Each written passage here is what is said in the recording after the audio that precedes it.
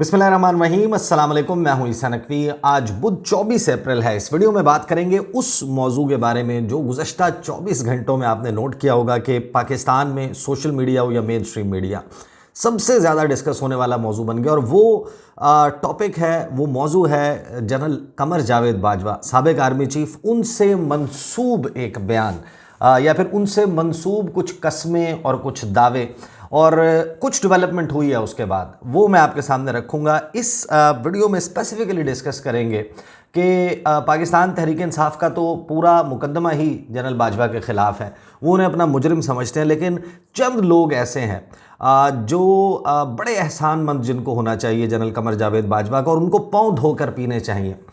लेकिन वो जो ब्रूटस वाला किरदार है उन्होंने अदा किया और छुरे निकाल लिए हैं। पीठ जो है वो जनरल कमर जावेद बाजवा की। आपको याद होगा कि बाजवा साहब ने जो अपनी आखिरी तकरीर की थी उसमें उन्होंने कहा था कि अब मैं गुमनामी में चला जाऊंगा।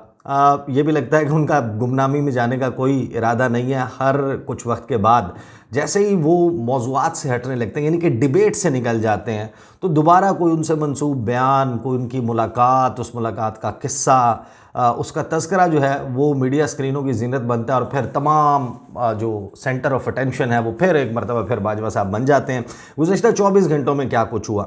मुजीबुर रहमान शामी साहब पाकिस्तान के एक मशहूर सहाफ़ी हैं, और मोहम्मद मालिक साहब, उनकी किसी शादी की तकरीब में मुलाकात हुई। और 2 दिन पहले शामी साहब जो हैं वो शाहज़ेब खानज़ादा साहब के शो में बैठे। उनसे शाहज़ेब खानज़ादा ने सवाल किया कि शामी साहब, आपकी किसी शादी की तकरीब में गालिबन मुलाकात हुई है जनरल बाजवा से, और 3 अहम मामलात जिन पर इल्ज़ामात लग रहे थे उन्होंने उनके जवाबात भी दिए हैं।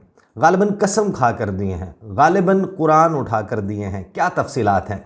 एक चीज़ ध्यान में रखिएगा कि बाजवा साहब जो हैं वो जिस ओहदे से रिटायर हुए, और वैसे भी जो सरकारी मुलाजमत है, जब आप रियासत के मुलाजिम होते हैं तो उसके बाद 2 साल तक आप सियासत नहीं कर सकते, आप ये प्रेस कॉन्फ्रेंसेस नहीं कर सकते, आप किताबें नहीं लिख सकते। 2 साल का वक्फ़ा जो है उसके बाद आप ये तमाम एक्टिविटीज़ कर सकते हैं। और जो ऑफिशियल सीक्रेट्स एक्ट है वो भी मना करता है कि आपकी इस अहम कुर्सी पर बैठे हुए जो मुल्की राज या इंतहाई अहम मामलात आपके इल्म में आए उनके बारे में आप डिस्कस नहीं कर सकते, गुफ्तगू नहीं कर सकते, चीज़ें जो हैं वो डिस्क्लोज़ नहीं कर सकते। तो 3 मामलात उसके ऊपर।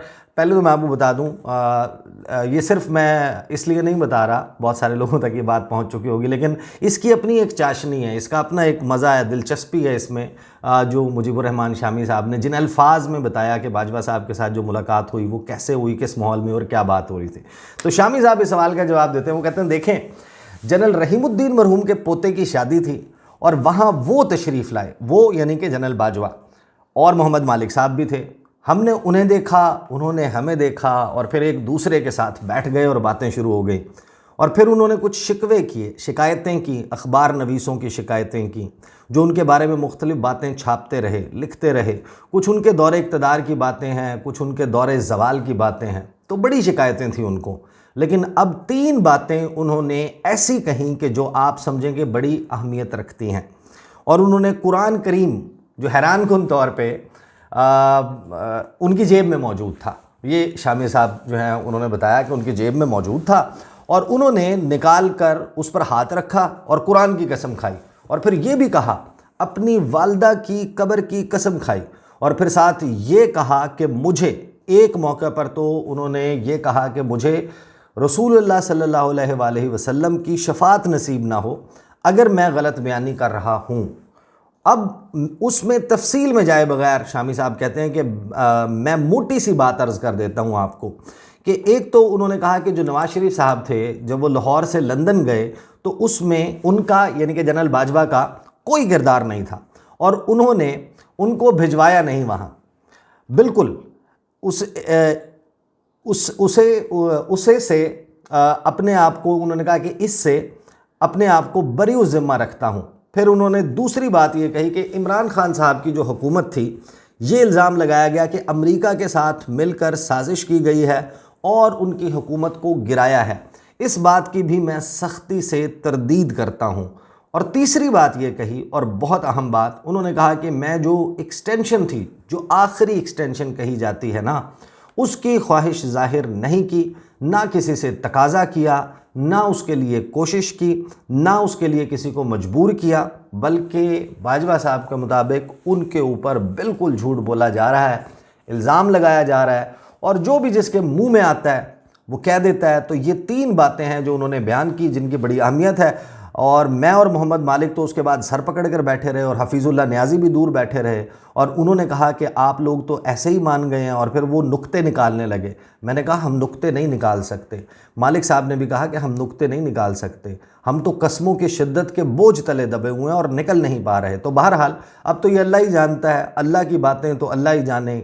वो क्या कहते हैं कि दिल दरिया समंदरों डोंगे डूंगे, कौन दिलां दियाँ जाने हूँ। यहाँ पर गुफ्तगू जो है वो शामी साहब की क्लोज़ हो गई। अच्छा, अब इस हवाले से एक चीज़ अपने ध्यान में रखिएगा, मेरे पास गुज़श्ता रात टॉक शो में मुस्तफ़ा नवाज़ खोखर साहब आए थे और नदीम अफजल चंद।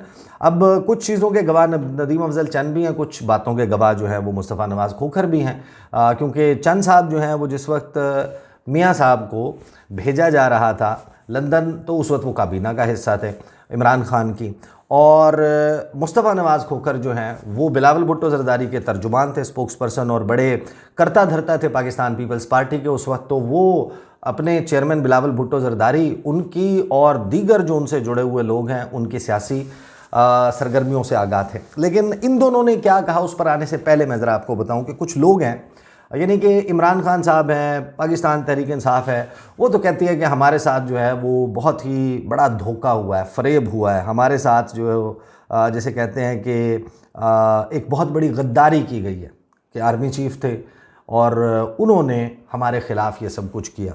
उनके इल्ज़ामात, उनके बयानात वो सारी एक तरफ रख दें। उनका तो ज़ाहिर है कि एक तगड़ा जो है वो स्टैंड है इस सारे मामले के ऊपर कि जो कुछ हो रहा था वो किस तरीके से हो रहा था, फिर वो इंस्टेंसेस भी कोट करते हैं।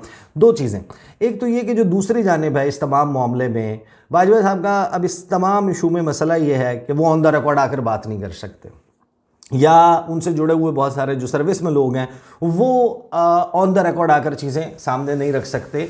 तो समहाउ बहुत सारी चीज़ें जो हैं वो वन साइडेड हैं, यानी कि काउंटर पॉइंट ऑफ व्यू जो है वो सामने नहीं आता, वो इसी तरीके से आता है किसी कसम के ज़रिए, किसी अनऑफिशियल मुलाकात के ज़रिए।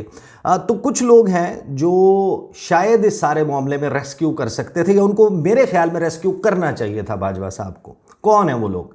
मियाँ मोहम्मद नवाज़ शरीफ, मरियम नवाज़ साहिबा, शहबाज शरीफ, हमज़ा शहबाज, फॉर एग्ज़ाम्पल राना सनाउल्लाह साहब, ख्वाजा आसिफ, नाम गिनते जाएं आप। मुस्लिम लीग नवाज़ के तमाम तर लीडरशिप, उसको चाहिए कि वो बाजवा साहब के पाँव और उनके जूते जो है ना उनको चमकाएं, उनको धोएं और उनको पिएं, क्योंकि बाजवा साहब ने जितनी बड़ी मेहरबानी, यानी नवाज़ शरीफ साहब, आपको याद होगा 2021 का नवाज़ शरीफ याद कर लें, 2021 का नवाज़ शरीफ का सियासी कतबा लिखा जा चुका था, मरियम नवाज़ साहिबा का सियासी कतबा लिखा जा चुका था, शहबाज शरीफ साहब जो हैं उनके ऊपर मनी लॉन्ड्रिंग के कहा जाता था कि ओपन एंड शट केसेस, और अदालतों में उनके ऊपर फर्द जुर्म आयद होना थे। उनके तमाम मामलात यानी कि बिल्कुल ओपन एंड शट थे। Hamza Shahbaz, money laundering, TT, corruption, फलां फलां फलां, कौन सी चीज़ है जो आपको याद नहीं है? और फिर क्या हुआ?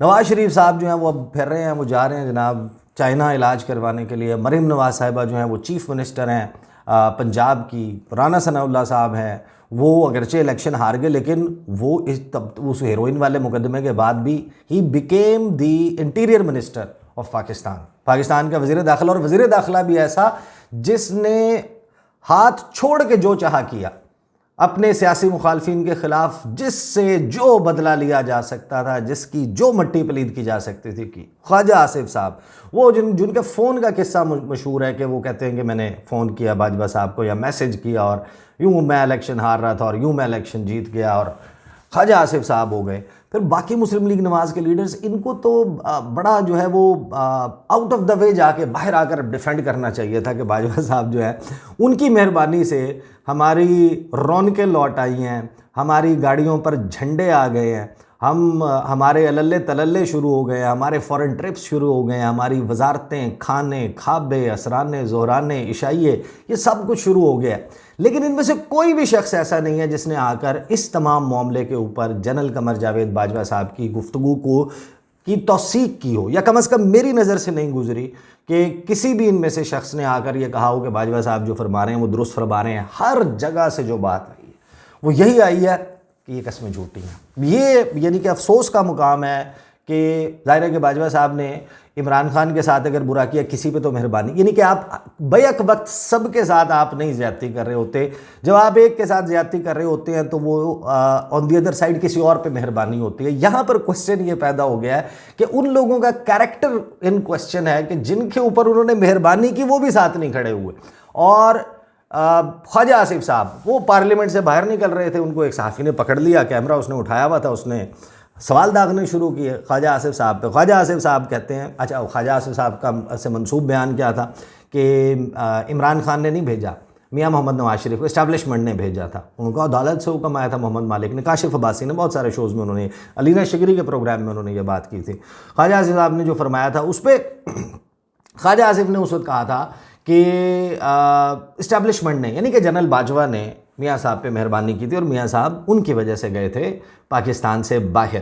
तो जो ख्वाजा आसिफ साहब हैं, जब वो पार्लियामेंट से बाहर आ रहे थे, रिपोर्टर ने उनसे सवाल किया, उसने कहा मैं कि बाजवा साहब ने तो कसम खा ली। उन्होंने कहा कि किस बात पे कसम खा ली? वो बात चल रही थी, उन्होंने बताया उन्होंने ये कसम खाई है, उन्होंने कहा कि मैंने तो बाहर जाने भेजने में कोई किरदार नहीं अदा किया था, कोई फैसिलिटेट नहीं किया था, कोई सहूलतकारी नहीं की थी, उन्होंने कस्में खाई हैं। ख्वाजा साहब ने कहा मैं अपनी बात पर कायम हूँ। और फिर उन्होंने कहा इसका मतलब है कि बाजवा साहब इतनी बड़ी बड़ी कस्में, झूठी कस्में खा रहे हैं।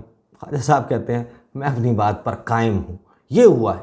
और उसके बाद मुख्तलिफ़ प्रोग्राम्स हैं, वहाँ पर हर किसी ने आके अपने अपने तरीके से, फॉर एग्ज़ाम्पल मुस्तफ़ा नवाज़ खोखर साहब, उनसे मैंने सवाल किया, उन्होंने कहा कि 2022 में जो कुछ हुआ और जो कुछ हो रहा था, everything was related to change of command. Pakistan की आर्मी में कमान की तब्दीली के साथ तमाम मामला जुड़ा हुआ था। नदीम अफजल चंद से पूछा, कोई भी बंदा नहीं है जो कह रहा हो कि नहीं ये ऐसा नहीं है, इसका ताल्लुक किसी चीज़ का ताल्लुक एक्सटेंशन से नहीं था, किसी मामले में जो है वो कहीं पर छतरी मौजूद नहीं थी। वो जो पीडीएम का इत्तेहाद जिसने vote of no confidence launch किया, और फिर जो मामला है मियाँ साहब के बाहर जाने का, तमाम के तमाम मामला था। जैसे चंद साहब ने ये भी कह दिया कि जो उस वक्त करीब थे, फ़रोग नसीम साहब जो वज़ीर कानून थे, जो दाखिला और इसके मामला देख रहे थे शहजाद अकबर, और तीसरे शख्स उन्होंने इंटीरियर सेक्रेटरी का नाम लिया कि ये तमाम लोग नवाज़ शरीफ की वतन से रवानगी में सहूलतकारी कर रहे थे, इमरान खान की काबीना में बैठे हुए या इमरान खान के सेटअप का हिस्सा होते हुए। अब काशिफ अब्बासी साहब के शो में ज़ुबैर उमर साहब, वंस अगेन ज़ुबैर उमर साहब के बारे में ये समझना बहुत ज़रूरी है। Zubair Umar was part of the whole scheme and scenario. उनको सब पता था, उनकी मुलाकातें अब वो साइड लाइन कर दिए गए हैं, उनके जो भी करदा ना करदा गुनाह है उनकी वजह से उनका पत्ता शायद दोनों जगहों से कट गया, लेकिन वो तर्जुमान रहे हैं मरीम नवाज़ साहिबा के। वो मियाँ मोहम्मद नवाज़ शरीफ के, मियाँ साहब के कैंप के, मज़ाहमती कैंप के बड़ा करीब रहे हैं। और जब जो शहबाज शरीफ साहब हैं वो जब जेल में थे उस वक्त तो जनाब बहुत ही उनका, बहरहाल शहबाज शरीफ के साथ उनके कोई मामला ठीक भी नहीं थे। तो काशिफ अब्बासी उनसे सवाल करते हैं ज़ुबैर उमर से कि बाजवा साहब जो हैं वो कहते हैं कि मेरा किरदार नहीं था, बड़ी कस्में भी खाई हैं, आप क्या कहते हैं, आपकी इन्फॉर्मेशन क्या है? उसके ऊपर एवरीबडी, यानी कि जब मैंने चंद साहब से भी ये सवाल किया था ना, तो चंद साहब ने कहा लगाया।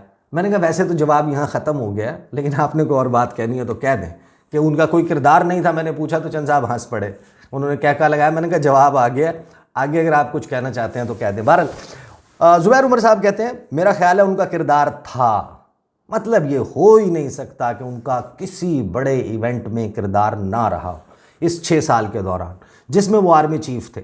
एक तो वो थे भी दबंग किस्म के आदमी और आउटस्पोकन थे। जहां हमें ये एतराज़ था कि वो इमरान खान को सपोर्ट कर रहे हैं, वहां उनका एक सॉफ्ट कॉर्नर भी था कि भाई इतना नहीं करना चाहिए कि मार मार कर दूसरे को मार ही देना चाहिए। पार्टी भी तोड़ दी थी, डिस्क्वालीफाई भी कर दिया था। अब उन्हें दूसरी तरफ एक हल्का हाथ भी रखना था कि वो विकेट के दूसरी तरफ खेलने का जब मौका आएगा तो उस वक्त सॉफ्ट कॉर्नर मौजूद होगा, और वो हुआ भी, मौका भी आया। अच्छा, इस सारे मामले में ना ज़ुबैर उमर साहब ने एक बड़ा ज़बरदस्त काम किया इस तमाम किस्सा सुनाते हुए उन्होंने मियां मोहम्मद नवाज शरीफ का पोल खोल दिया। उन्होंने बताया मियां मोहम्मद नवाज शरीफ के बारे में भी, वो भी बड़ी दिलचस्प बात है। बहरहाल वो फिर मैं आपके सामने बाद में रखूँगा। बहरहाल मियां साहब के हवाले से उन्होंने पूछा काशिफ अब्बासी ने कि मियां साहब को बाजवा साहब ने बाहर भिजवाया, तो ज़ुबैर उमर कहते हैं जी उन्होंने फैसिलिटेट किया, सहूलतकारी की, वोट ऑफ नो कॉन्फिडेंस। उन्होंने कहा कि नहीं, मैं मियां साहब के बाहर जाने की बात कर रहा हूँ, वोट ऑफ नो कॉन्फिडेंस की नहीं। तो ज़ुबैर उमर कहते हैं 100%, 100%। देखे ना, बात ये होती है कि इमरान खान उस मशहूर ज़माना फेमस काबीना मीटिंग जिसमें उन्हें यानी कि मियां साहब के हवाले से एहसास हो गया था, he had felt for it, कि मियां साहब जो हैं वो बहुत बीमार हैं, उनके प्लेटलेट्स जो हैं वो बहुत गिर गए हैं, और कुछ मिनिस्टर्स थे जो आप दीदा भी हो गए, जो रोने वाले हो गए थे उनकी मेडिकल रिपोर्ट्स को देखकर। तो ये रिपोर्ट्स ज़ुबैर उमर कहते हैं ये रिपोर्ट्स कौन निकलवा सकता है पाकिस्तान में, कौन है जो ये रिपोर्ट्स निकलवा सकता है। अरशद शरीफ साहब ने सवाल किया था, आपको याद होगा कि कौन था वो कौन था। तो वो कहते हैं कि काशिफ अब्बासी कहते हैं यानी प्लेटलेट्स कम ना हो फिर भी कौन निकलवा सकता है, एक ही आदमी। तो उसके ऊपर जो ज़ुबैर उमर साहब हैं वो कहते हैं हाँ जी, देखे ना, जो उन्होंने ज़्यादती की थी तो उन्होंने बैलेंस भी करना था, और उनकी ये कोशिश थी कि वो शायद हमेशा चीफ रहना चाहते थे, या जिस हद तक बस चलता। तो एक सियासी जमात के पीछे लगकर तो ये नहीं हो सकता था ना, उनको दोनों मेजर सियासी जमातों की तरफ देखना था। Extension, vote of no confidence, दोनों मामलात के ऊपर ज़ुबैर उमर साहब ने एग्जैक्टली क्वाइट द अपोजिट जो हर कोई कह रहा है, वो उन्होंने बाजवा साहब के हवाले से बात की कि नहीं, इस तमाम मामले में उनका हाथ था। लेकिन एक चीज़ अपने ध्यान में रखिएगा कि एक बहुत बड़ी अपॉर्चुनिटी क्रिएट हुई है इस बयान के बाद। उस अपॉर्चुनिटी में पाकिस्तान का भला हो सकता है, हम सब का भला हो सकता है, इन तमाम सियासी जमातों का, पाकिस्तान की इस्टेब्लिशमेंट का, आर्मी का, इदारों का, अदलिया का, हर एक का भला हो सकता है अगर कोई समझ ले कि ये कितनी बड़ी अपॉर्चुनिटी है। उस अपॉर्चुनिटी के ऊपर मैं यानी कि कुछ चीज़ें उसके हवाले से I write down some points and get back to you, उसके ऊपर यकीन बात करेंगे। तो ये है बाजवा साहब की गुफ्तगू, और उसकी आफ्टर मैथ में बहुत सारे लोगों ने बात की है। कुछ बहुत अहम पहलू हैं जिनके ऊपर शायद मज़ीद बात होना जो है वो बाकी है, और कुछ ऐसी चीज़ें हैं जो शायद हम कभी आपको सही वक्त आने के ऊपर आपके सामने रखेंगे। तो ये बाजवा साहब जो कहते थे कि मैं गुमनामी में चला जाऊंगा, तो गुमनामी में जाने का ना फ़िलहाल कोई इरादा लग रहा है, और ये फिर फ़ैसले जो हैं वो कहीं और होते, शायद यहाँ पर नहीं होते। लोग ख़ुद नहीं कर सकते कि मैं अब लाइमलाइट में आ जाऊँ, अब मैं मशहूर हो जाऊँ, अब मैं फेमस हो जाऊँ, और अब मैं गुमनामी में चला जाऊँ, अब मैं लो प्रोफाइल हो जाऊँ।